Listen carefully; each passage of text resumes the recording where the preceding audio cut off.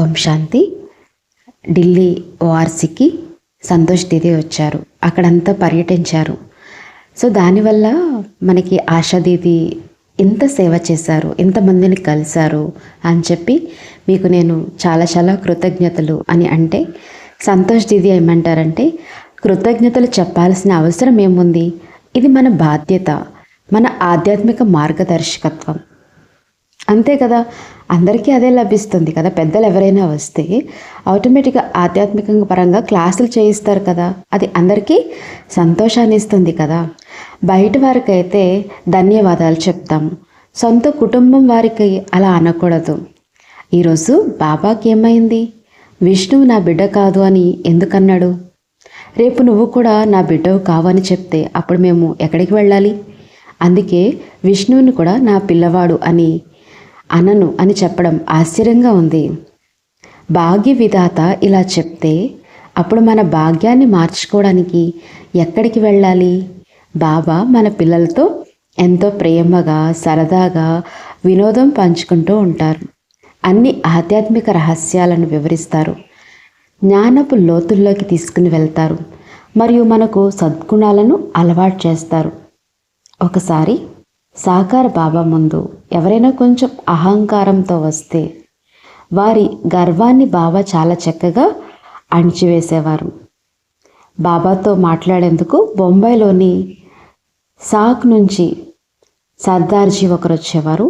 ఆయన పేరు కర్తార్ సింగ్. ఆయన ఆంగ్ల ప్రొఫెసర్, ఇంగ్లీష్ యొక్క లెక్చరర్. విదేశాల నుంచి వచ్చే పిల్లలు మొదట ఖాల్సా కాలేజ్లో ఆయన్ని కలిసేవారు. ఆయన రిటైర్ అయిన తర్వాత విదేశీయులు ఆయన దగ్గరే హిందీ నేర్చుకునేవారు. ఆ తర్వాత ఆయన ఆ విద్యార్థుల్ని కాశ్మీర్ తీసుకుని వెళ్ళి చదివించారు. ఆపై ఆయన బాబా వద్దకు వెళ్ళారు. ఆయన నేను బాబాను కలవాలి అని అడగగా నేను సాకార బాబాకు విషయం చెప్పాను. బాబా సరే బచ్చి, నేను కుటీరంలో కూర్చుని ఉత్తరాలు రాసేటప్పుడు ఆ పిల్లవాడిని తీసుకుని ఇటు రా అని చెప్పారు. అప్పుడు నేను ఆయన్ని బాబా వద్దకు తీసుకుని వెళ్ళాను.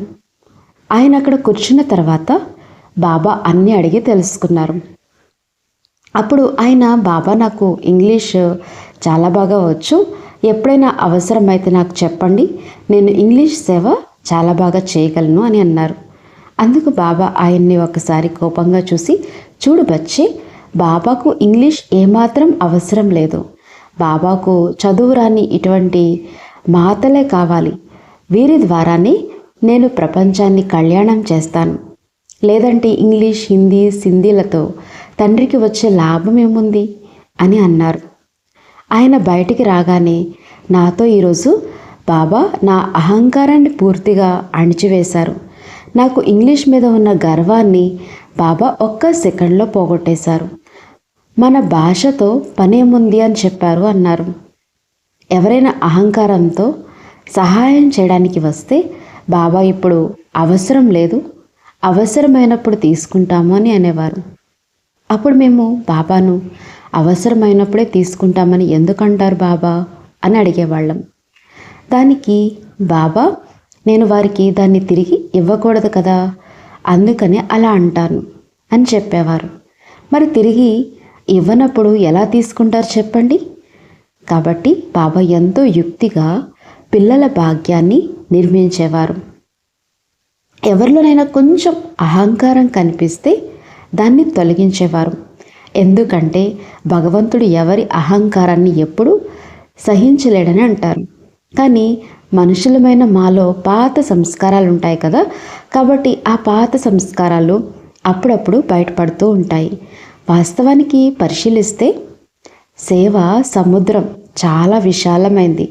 ఇప్పటి వరకు మనమందరం ఆ సముద్రంలో కేవలం చేతులు మాత్రమే కడుక్కున్నాం, అంతేకాని అంతకంటే ఎక్కువగా ఏమీ చేయలేదు. మనం చాలా చేశామని భావిస్తాము, మేము ఇది చేశాము అది చేశాము అని వర్ణిస్తాము. సేవ చేయడం అంటే మన ఖాతాలో పుణ్యాన్ని జమ చేసుకోవడమే. ఇలాంటి లౌకిక జీవితంలో ఎవరినైనా మీ బ్యాంక్ బ్యాలెన్స్ ఎంత అని అడిగితే ఎవరైనా చెప్తారా? ఇక్కడ కూర్చున్న వారిలో ఎవరైనా తమ బ్యాంక్ బ్యాలెన్స్ ఎంత అని చెప్తారా? ఎప్పటికీ చెప్పరు.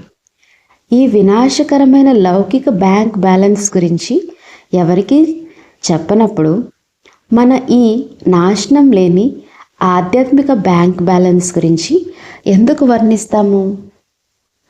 మనం సేవ చేసి దాని గురించి ఇతరులకి చెప్తే మన పుణ్యంలో సగం నశించిపోతుంది. ఎందుకంటే మనం చేసే ప్రతిదీ మన కోసమే చేసుకుంటాము. మనం బాబా పైన ఎటువంటి ఉపకారం చేయటం లేదు, అలానే తోటి వ్యక్తులపై కూడా ఎలాంటి ఉపకారం చేయటం లేదు. మనం కేవలం మన కోసమే పుణ్యాన్ని జమ చేసుకుంటున్నాం.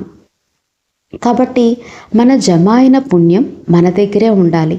మనం ఎవరికీ చెప్పాల్సిన అవసరం లేదు. ఎందుకంటే ఇది కూడా ఒక బలమైన మాయ. కొంచెం సేవ చేసినా సరే మనలో అహంభావం వచ్చేస్తుంది. నేనే ఇది చేశాను, నేనే అది చేశాను అని.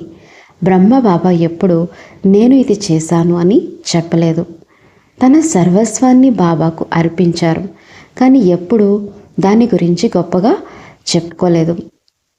అయితే పిల్లలు తండ్రిని అనుసరించాలనే ఉద్దేశంతోనే తాను ఒక్క క్షణం లోపల అంతా అర్పించానని బాబా కేవలం ఉదాహరణ కోసం చెప్పారు. అంతే కొద్ది అహంకారంతో మనం ఏదైనా చేస్తే భవిష్యత్తులో మనకి ఎలాంటి ఫలితం లభించదు. అందుకే ఏ సేవనైనా సరే ఎంత నిస్వార్థంగా మరియు వినయపూర్వకంగా చేస్తామో దానికి తగ్గట్లుగానే మనకు సేవా ఫలితం లభిస్తుంది. మనం ఈ సేవ ఇతరుల కోసం చెయ్యము, మన కోసమే మనం సేవ చేసుకుంటాం. మీరు పాఠశాలలు లేక కళాశాలను చూస్తే అక్కడ డిగ్రీ పొందిన తర్వాత ఇతరులకు విద్యను బోధిస్తారు. కానీ మన దగ్గర మాత్రం మొదటి రోజు నుంచే ఇతరులకు బోధించటం ప్రారంభిస్తాము. బాబా పరిచయాన్ని ఎవరైనా ఇతరులకు ఇవ్వవచ్చు. మన ప్రధాన విషయాలు 4 ఉన్నాయి: జ్ఞానము, యోగము, ధారణ మరియు సేవ. ఈ సేవా సబ్జెక్టు మనల్ని మనం తీర్చిదిద్దుకోవడానికి ఉపయోగపడుతుంది. ఎందుకంటే మనం ఇతరులకు వివరిస్తున్నప్పుడు మోహం పెట్టుకోకండి, అటాచ్మెంట్ పెట్టుకోవద్దు, ఉత్సాహంతో తొందరపడి ఏ పనులు చేయకండి అని ఇతరులకు చెప్పే ముందు మొదట ఆ మాటలను మనం స్వయంగా వింటాము. అలా మనల్ని మనం పరిశీలించుకోవచ్చు. ఇతరులకి చెప్పడం ద్వారా మనల్ని ఒక బంధనంలో పెడతాడు బాబా.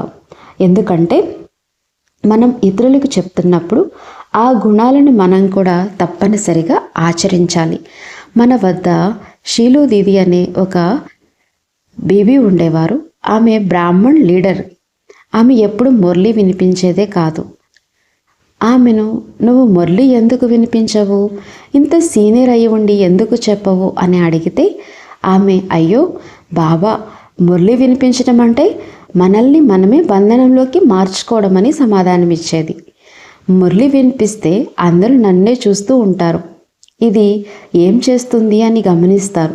అందుకే నేను మురళి వినిపించను. నేను ఎలా ఉన్నానో అలానే ఉంటాను. బాబాకు నా గురించి తెలుసు. నేను సీనియర్ను. యజ్ఞంలో ఎప్పటి నుండి ఉన్నాను, నేను ఎలా ఉన్నానో బాబాకు తెలుసు. అందుకే నేను మురళీలు కనుక వినిపించను. అయినా సరే ఎప్పుడైనా జ్ఞానం గురించి చెప్తుందేమో కానీ కుర్చీలో కూర్చుని మురళి మాత్రం వినిపించదు. లేదు, నేను అది వినిపించను అంటుంది. కానీ ఇది తనను తాను రక్షించుకోవడం కాదు, తనను తాను మోసం చేసుకోవడమే. వాస్తవానికి పరిశీలిస్తే బాబా మన పిల్లలకు ఏదైతే ఇచ్చారో అది ఇతరులకు పంచుకోవడానికి ఇచ్చారు. నాశనమయ్యే లౌకిక ధనాన్ని మనం ఎంత ఇస్తే అంత తగ్గిపోతుంది, ఖర్చు అయిపోతుంది. కానీ ఈ నాశనం లేని ప్రాప్తులు బాబా ద్వారా, అనగా ఆ అమర తండ్రి ద్వారా లభించిన ప్రాప్తులు మనం ఇతరులకు ఎంత పంచుతామో అవి అంతకంతకు పెరుగుతూనే ఉంటాయి. మీరు ఎంత జ్ఞానాన్ని వినిపిస్తే అంతగా జ్ఞానం యొక్క లోతుల్లోకి వెళ్ళగలరు. మీ ఆలోచన సముద్రం నిరంతరం సాగుతూనే ఉంటుంది. మీరు ఇతరులకు ఎంత శాంతినిస్తారో అంతగా మీకు మీలో శాంతి, ఆనందం లభిస్తాయి. ఇది కర్మక్షేత్రం కదా. కాబట్టి మనం ఎలాంటి విత్తనాన్ని నాటుతామో తదనుగుణమైన ఫలితాన్ని తప్పకుండా అనుభవిస్తాము. అందుకే బాబా మన పిల్లలకు ప్రత్యేకంగా సేవా సబ్జెక్ట్ని కేటాయించారు. అయితే సేవ చేసే ముందు బాబా ఒక విషయం చెప్పారు. ముందుగా మీరు మీ స్వయం సేవ చేసుకోండి, ఆ తర్వాత ప్రపంచ సేవ చేయండి. అందుకే మొదట ధారణ, ఆ తర్వాతే సేవ ఉండాలి. క్రమం తప్పు చెయ్యకూడదు. ముందు సేవ చేసి ఆ తర్వాత ధారణ చేయాలని కాదు, మొదట ధారణ చేయండి అనగా బాబా జ్ఞానాన్ని మరియు యోగాన్ని పాటించండి. ఆ తర్వాత సేవ చేస్తే ఎదుటి వారికి కూడా మంచి కళ్యాణం జరుగుతుంది. కానీ అప్పుడప్పుడు కొందరు దీనిని తారుమారు చేస్తుంటారు. ధారణ అనే సబ్జెక్ట్ను మిస్ చేసుకుని కేవలం సేవ వెనుక మాత్రమే పరిగెడుతూ ఉంటారు. కాబట్టి బాబా ఎప్పుడు చెప్పినట్లుగానే ఈ రెండు విషయాలు ఎప్పుడు ఈక్వల్గా సమానంగా సాగిపోవాలి. అందుకే బాబా స్మృతిలో ఉంటూ కర్మలు చేస్తూ ఉండండి. బాబా స్మృతిలోనే సేవ చేయండి. స్మృతి మరియు సేవ ఈ రెండు ఎల్లప్పుడూ కలిసే ఉండాలి, వేరువేరుగా ఉండకూడదు. దానికోసం బాబా మన పిల్లలకు చెప్తూ ఉంటారు, ఎప్పుడు మేము సేవకులము అని అనకండి, ఎప్పుడు మేము ఈశ్వర్య సేవకులము అని చెప్పండి. ఈశ్వర్య సేవకుడు అంటే అప్పుడు భగవంతుడు తండ్రి గుర్తుకొస్తాడు కదా. అలాంటప్పుడు బాబా స్మృతితో పాటు సేవ కూడా గుర్తుకొస్తుంది. మనల్ని మనం కేవలం సాధారణ సేవకుడని ఎందుకు పిలుచుకోవాలి? అలాంటి సేవకులు ప్రపంచంలో ఎంతోమంది ఉన్నారు. కానీ మీరందరూ ఈశ్వర్య సేవకులు. కాబట్టి మనము ఈశ్వర్య సేవకులమై ఉండటం వలన ఆ పరంపిత అయినటువంటి పరమాత్ముడు మనకు ఎల్లప్పుడూ గుర్తుకు రావాలి. దానికోసమే మనం నిరంతరం పురుషార్థం చేయాలి. మొదట్లో మేము ఎవరికైనా కోర్స్ నేర్పించడానికి వెళ్ళినప్పుడు వారికి ఒక విషయం చెప్పి అర్థం చేయించేవారము. చూడండి, ఇది ఈశ్వర్య ప్రసాదం, మేము మీకు ఈశ్వర్య ప్రసాదాన్ని ఇస్తున్నామని చెప్పేవాళ్ళం. ఈ జ్ఞానం అనేది ఒక ఈశ్వర్య ప్రసాదం లాంటిది. ప్రసాదాన్ని అందరికీ పంచిపెట్టి తింటారు. లేదంటే జనాలు ఏమనుకుంటారు, వీళ్ళు అనవసరంగా తమ గొంతులు ఎందుకు అర్చుకుంటున్నారు, ఎంతోమంది విన్నా వినకపోయినా వీళ్ళకి వచ్చే నష్టమేముంది అని అనుకుంటారు. కానీ అలా కాదు, ఇది ఈశ్వర్య ప్రసాదం. దీన్ని అందరికీ పంచిపెట్టి అందరి కళ్యాణం చేయటం మన ప్రధాన కర్తవ్యం. కాబట్టి బాబా మన పిల్లలకు ఎప్పుడూ కూడా సమతుల్యత నేర్పించారు. స్వయం అభివృద్ధి మరియు విశ్వ కళ్యాణం రెండిటి మధ్య సరైన బ్యాలెన్స్ ఉన్నప్పుడే మీరు ఇతరుల కళ్యాణం చేయగలరు. ఒకవేళ మీరు కేవలం విశ్వ కళ్యాణం వెనక మాత్రమే పరిగెత్తితే ఇతరుల కళ్యాణం జరగదు. బాబా మరో మాటలో ఎప్పుడు చెప్తూ ఉంటారు, జ్ఞానం అనే కత్తికి యోగం అనే పదును తప్పకుండా ఉండాలి. పదును లేని కత్తి ఎలాంటి పనికి రాదు. కాబట్టి మీరు ఎంతగా బాబా స్మృతిలో ఉంటూ ఇతరులకు బాబా జ్ఞాపకాన్ని అందిస్తారో వారు కూడా బాబాకు ప్రియమైన వారుగా మారతారు. సరే, మేమందరం ఇక్కడికి వచ్చాము. కార్యక్రమం చాలా అద్భుతంగా జరిగింది.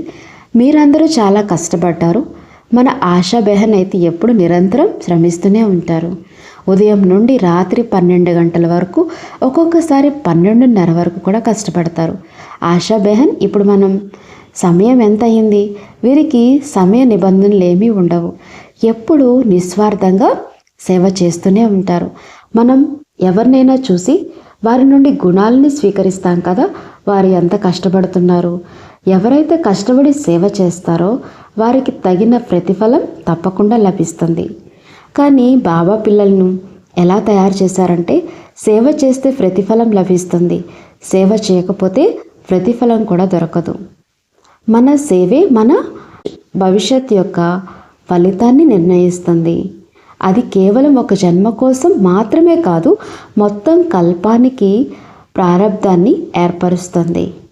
సత్యుగంలో మనం ఎంతగా పూజ్యులుగా మారుతామో అలానే ద్వాపర యుగంలో పూజారులుగా మారినప్పుడు కూడా మన పూజ అంత శ్రేష్టంగా జరుగుతుంది.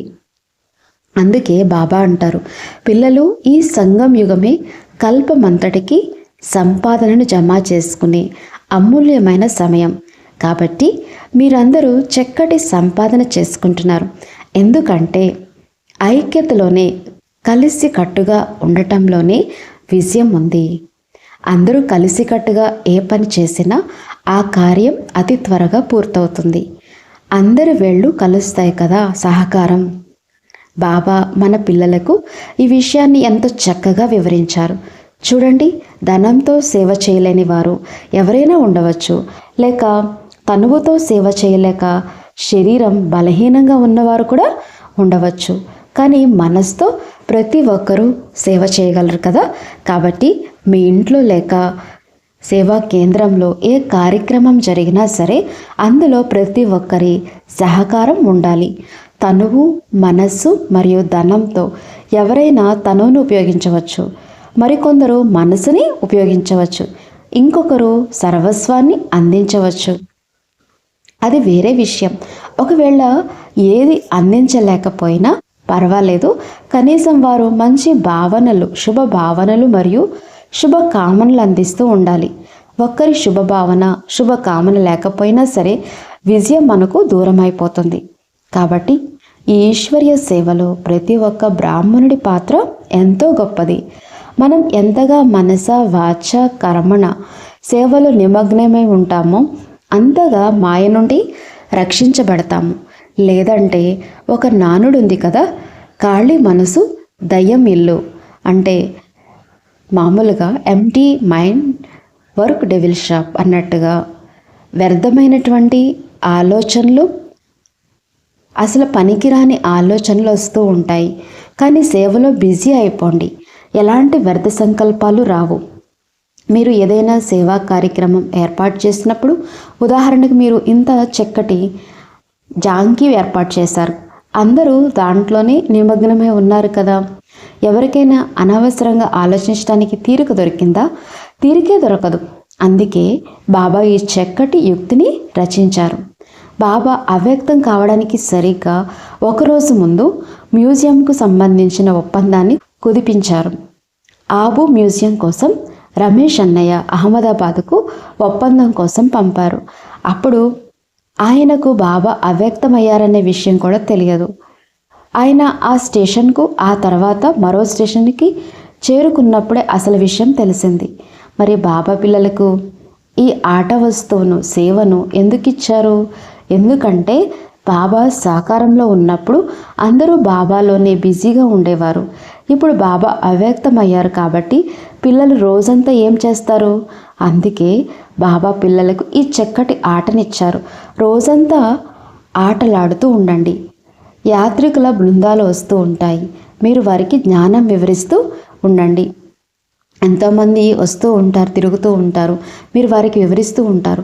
దాంట్లోనే అందరూ బిజీగా అయిపోతారు. కాబట్టి బిజీగా ఉండడానికి సేవ అనేది చాలా అద్భుతమైన మార్గం. దీనివల్ల మన భాగ్యం నిర్మించబడుతుంది, మన సమయం కూడా సఫలమవుతుంది. అలాగే మీ అందరికీ చాలా చాలా ధన్యవాదాలు. అచ్చా, ఓం శాంతి.